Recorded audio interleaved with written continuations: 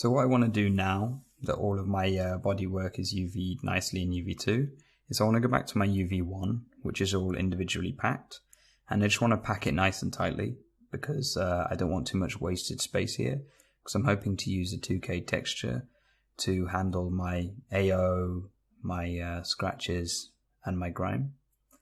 So the first thing I'm going to do is just go to my preview renderer, turn on AO, just to see that my AO looks good in the preview renderer, and then I'm just going to bake this out to the correct UV set.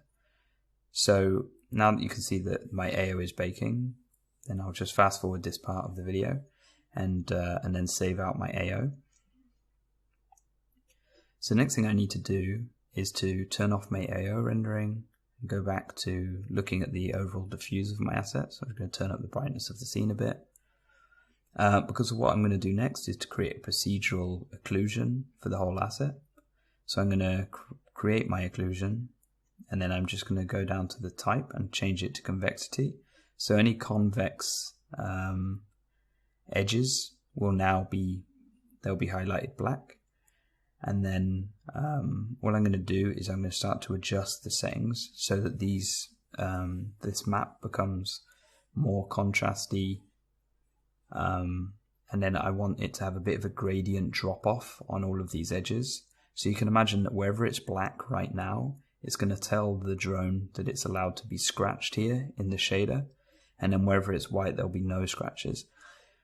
So what I'll do once I've finished setting up this effect is I will render it out like this, or I'll invert it and then render it out, because in UE4, it will look at white areas to create scratches and black areas to have no scratches. But at the moment I find it a little bit easier to set up my my result like this. So this is technically inverted at the moment. So all I want to do is just keep adjusting the settings until I'm happy that this mask, when combined with the scratch mask, would give a nice result. And then my scratch mask can be tiled over the other UV set so that it looks like it wraps nicely around those edges. So now you can see that I've inverted it. So I'm just going to bake this out. So this is my scratch mask.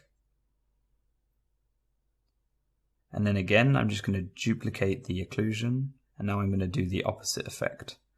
So I'm just going to duplicate this, or create a new one, render it so you can see what my result is, and I'm just going to change the type to concavity now. So any sort of like concave areas where any cavity and any kind of grime might build up, then I'm just doing the exact same effect. So these dark areas at the moment will tell the shader where it's allowed to actually build up grime.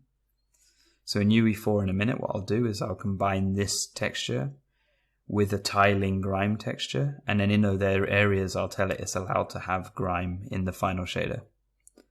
So I'm just going to bake that out, invert it so you can see white areas is grime and black areas isn't. So now I just want to bake this ready for UE4, and I can move on to finishing up my shaders.